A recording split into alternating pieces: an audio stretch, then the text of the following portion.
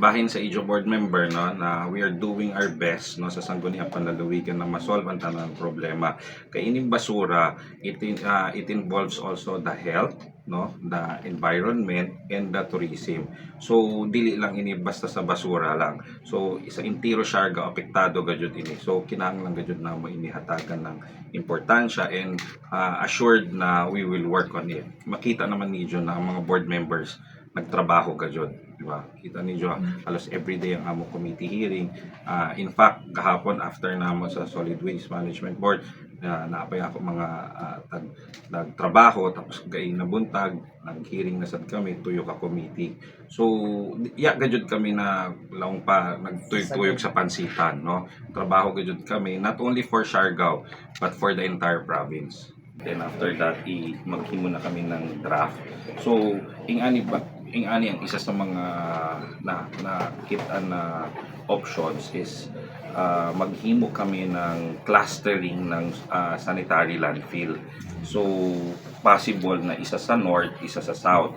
So isa sa Dapa near sa port ng Dapa para dinhatanan tapoko ng basura, no, para mahatagan diyon ng exemption or ang attention ng national, no. So ang mahitabo maghimo kami ng position paper, no, na ang tanan mayors, PAMBI, no, iba ng provincial government, we will make a stand na kinahanglan gayud maghatag kita ng at least na sanitary landfill, mahatagan ng permit ang clustering sa Siargao for the meantime. Pero syempre ang Siargao nilambo, so nagkadaghan, no, so we have to prepare, no. Ang sa Dapa na solve na nila ang problema nila sa una kay di ba na nag-grant naman ng loan ng Dapa. So nakahimo sila ng bago nila na ecological solid waste management facility sa pareho rasad sa barangay Santa Fe. So sa sudlonon, so mas dako-dako adto mga bagan 5 hectares. Ang sa una na ila dam site was 1 hectare, so ini 5 hectares. So kaya na nila i-manage ang ila basura, pero we really have to prepare para sa paglambo ng isla.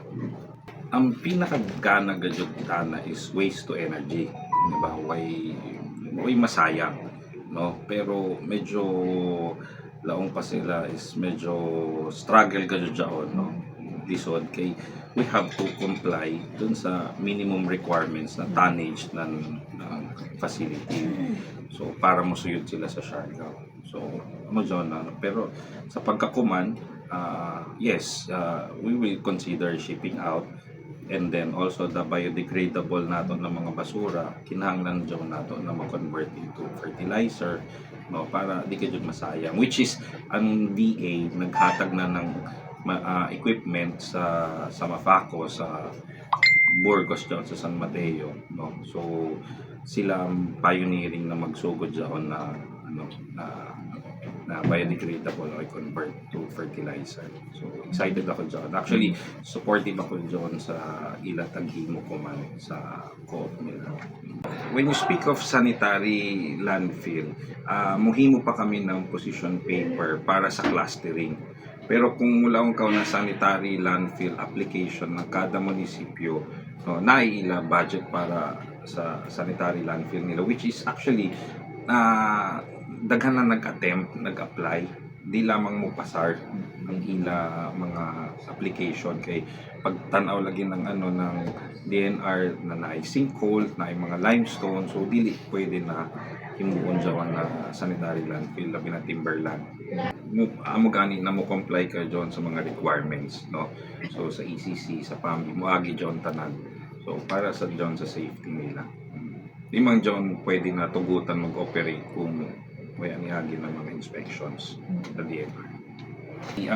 Ang himuon ko jud anay ini is i-determine anay kung okay ang tanan mayors sa Siargao, tapos maghimo ako ng position paper, no, kay gusto gud ni Governor Lindon na mahatagan ini ng importansya labi na Siargao, no. Pinayangga John ni Governor Lindon, gusto ni dyan na plastaron na mo ang basura sa Siargao. So maghimo kami ng position paper draft, and then kung okay ang tanan mayors, then we will sign, no, and then ipadaya namo sa national agency, sa DNR sa Central.